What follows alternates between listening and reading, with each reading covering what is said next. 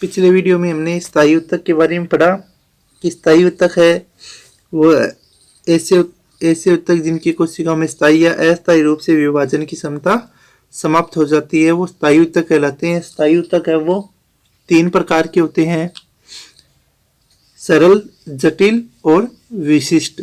तो सबसे पहले हम सरल ऊतक है वो पढ़ेंगे। देखो सरल ऊतक क्या होते हैं। इनकी कोशिकाएं संरचना में एक समान होती है, जो निम्न 3 प्रकार की होती है। यानी सरल ऊतक वे ऊतक होते हैं जिनकी कोशिकाएं हैं वो लगभग एक समान होती है, और सरल ऊतक है वो 3 प्रकार की होते हैं। सरल ऊतक का पहला प्रकार होता है मृदुतक। ठीक है, इसकी कोशिकाएं समव्यासी तथा जीवित होती है। मृदुतक की कोशिकाएं समान व्यास की, एक समान व्यास की और जीवित होती हैं। इनमें एक स्पष्ट केंद्रक तथा सघन कोशिका द्रव्य पाया जाता है। एक स्पष्ट केंद्रक होता है और कोशिका द्रव्य है वो सघन होता है। ये आकृति में गोलाकार, अंडाकार या बहुभुजाकार या बेलनाकार होती है। इनमें कोशिका भित्ति सेल्यूलोज की बनी होती है और मध्य पट्टिका में कैल्शियम पेक्टेट पाया जाता है। पादपों में मृदुतक निम्न 3 प्रकार के होते हैं। तो मृदुतक है, इसी मृदुतक की कोशिकाएं हैं वो समव्यासी यानी एक ही व्यास की होती है लगभग सभी। इन कोशिकाओं में एक स्पष्ट केंद्रक होता है। कोशिका द्रव्य है वो सघन पाया जाता है। आकृति में ये गोलाकार हो सकती है, अंडाकार हो सकती है, बेलनाकार हो सकती है या बहुभुजाकार हो सकती है। इनकी कोशिकाओं में कोशिका भित्ति सेल्यूलोज की बनी होती है और मध्य के अंदर इनमें कैल्शियम के पेक्टेट पाए जाते हैं। और मृदुतक है उनमें 3 प्रकार की कोशिकाएं होती है। 3 प्रकार के मृदुतक हो सकते हैं। पहला है हरित मृदुतक। इस मृदुतक की कोशिकाओं में हरित लवक पाया जाता है, जिसके कारण यह प्रकाश संश्लेषण की क्रिया द्वारा कार्बनिक खाद्य पदार्थों के निर्माण का कार्य करता है। यह पादपों में स्तंभ व पर्ण में पाया जाता है। यानी हरित मृदुतक की कोशिकाएं हैं। मृदुतक की पहली प्रकार की कोशिकाएं हरित मृदुतक। ऐसी कोशिकाएं मृदुतक की कोशिकाएं जिनमें हरित लवक पाया जाता है उनको हरित मृदुतक कोशिकाएं कहते हैं। हरित लवक पाया जाता है यह प्रकाश संश्लेषण की क्रिया द्वारा अपना भोजन स्वयं बनाते हैं। दूसरा होता है वायु मृदुतक। यह जलीय आवास के पादपों में पाया जाता है। इसकी कोशिकाओं में बड़े बड़े वायु चैम्बर पाए जाते हैं। ठीक है, तो वायु मृदुतक है जलीय आवास के पादपों में होते हैं और इनकी कोशिकाओं में बड़े बड़े वायु चैम्बर है वो होते हैं जिनमें वायु भरी रहती है और जिसके कारण ये हल्के होते हैं। वायु मृदुतक है, इनमें वायु भरी रहती है और ये हल्के होते हैं और पादप को जल में तैरने में मदद करते हैं। इसके अलावा ये पादप को जल में तैरने में मदद करते हैं। तीसरा जो मृदुतक है अगला प्रकार है विचित्र मृदुतक। इसमें मृदुतक की कोशिकाओं में रेंजिन, टेनिन आदि पदार्थों का संचय किया जाता है। और लास्ट प्रकार है ताराकार। यानी कुछ पादपों में मृदुतक में calcium carbonate, calcium oxalate, silicon oxide के क्रिस्टल ताराकार आकृति में पाए जाते हैं, जैसे कि कनेर में और विभिन्न प्रकार की घास के अंदर। तो ये मृदुतक की कोशिकाएं हैं। तो वापिस एक बार स्थायी ऊतक 3 प्रकार के, सरल, जटिल और विशिष्ट।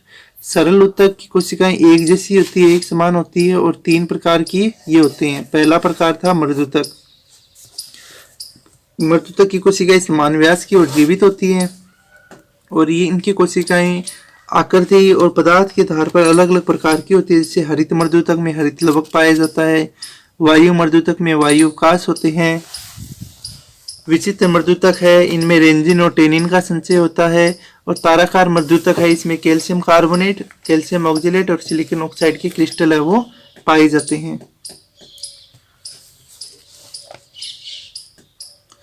अगला है स्थूलकोणोत्तक। स्थूलकोणोत्तक क्या होते हैं देखो, इसकी कोशिकाएं जीवित होती है। यानी जो सरल ऊतक की दूसरे प्रकार है, सरल ऊतक का दूसरा प्रकार है स्थूलकोण ऊतक।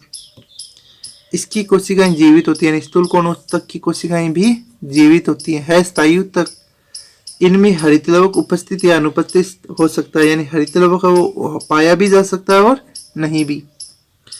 कोशिका भित्ति सेल्यूलोज और पेक्टिन की बनी होती है, और इनकी जो स्थूलकोण ऊतक की कोशिका भित्ति है वो सेल्यूलोज और पेक्टिन की बनी होती है। पेक्टिन का स्थूलन संपूर्ण कोशिका भित्ति पर न होकर ज्यादातर कोणों पर पाया जाता है, इसलिए इसे स्थूलकोण ऊतक कहते हैं। यानी जो पेक्टिन का इनमें स्थूलन है वो पूरी कोशिका भित्ति पर नहीं होता, कोनों पर होता है, इसीलिए इसका नाम स्थूलकोण ऊतक होता है।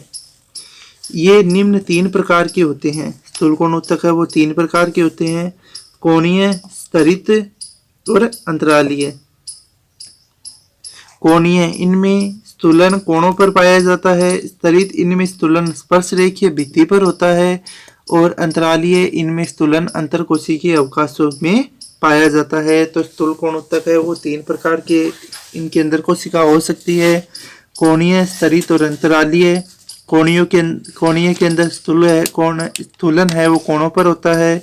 स्तरित में जो स्थूलन है वो स्पर्श रेखीय भित्ति पर होता है, और अंतरालीय में जो स्थूलन है वो अंतरकोशिकीय अवकाश पर पाया जाता है।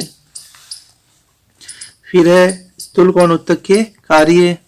तो यह पादप के वायवीय भागों को लचक में दृढ़ता प्रदान करते हैं, यानी पादप के जो वायु वाले भाग है उनको दृढ़ता, फ्लेक्सिबिलिटी है वो देते हैं। हरितलवक उपस्थित होने पर प्रकाश संश्लेषण की क्रिया द्वारा कार्बनिक खाद्य पदार्थों का निर्माण करता है। यदि इनके अंदर हरितलवक होता है तो ये प्रकाश संश्लेषण की क्रिया द्वारा कार्बनिक खाद्य पदार्थ है वो बनाते हैं। यह पादप को वायु व गुरुत्वीय बल के विरुद्ध शक्ति प्रदान करते हैं, यानी पादपों के अंदर वायु और गुरुत्वीय बल है उसके विरुद्ध शक्ति प्रदान करने का कार्य करते हैं। तीसरा होता है दृढ़ोतक, यानी सरलोतक हमने पढ़ा था 3 प्रकार के होते हैं, मृदुतक, स्थूलकोण ऊतक और दृढ़ोतक। तो तीसरा है दृढ़ोतक।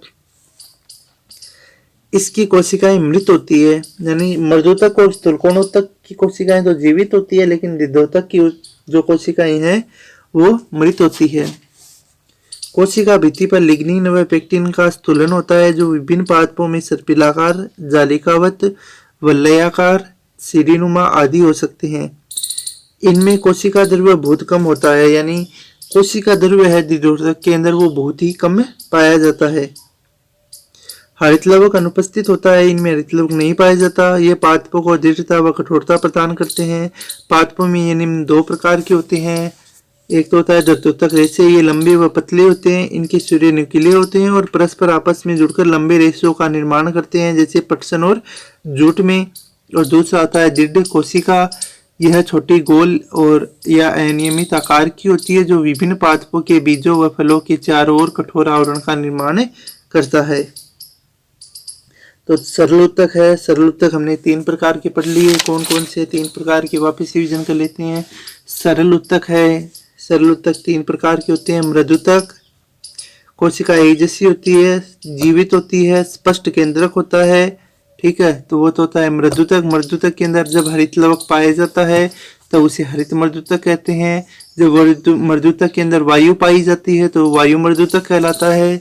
जब मृदुतक ऊतक है उनके अंदर टेनिन और रेंजिन पदार्थ होते हैं तो विचित्र मृदुतक कहलाते हैं।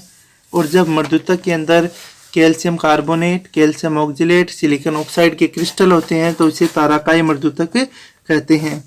स्थूलकोण ऊतक की कोशिकाएं भी जीवित होती है, इनमें हरितलवक उपस्थित हो भी सकता है और नहीं भी।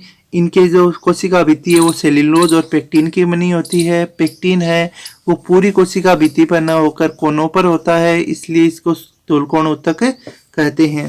स्थूलकोण ऊतक है वो 3 प्रकार के होते हैं। कोणीय, यानी जब स्थूलन कोणों पर होता है तो उसे कोणीय स्थूलकोण ऊतक कहते हैं। स्तरित स्थूलकोण, इनमें स्थूलन है वो सर्प रेखीय, स्पर्श रेखीय भित्ति पर होता है। और अंतराली, इनमें अंतरकोशीय अवकाश के चारों ओर स्थूलन है वो पाया जाता है।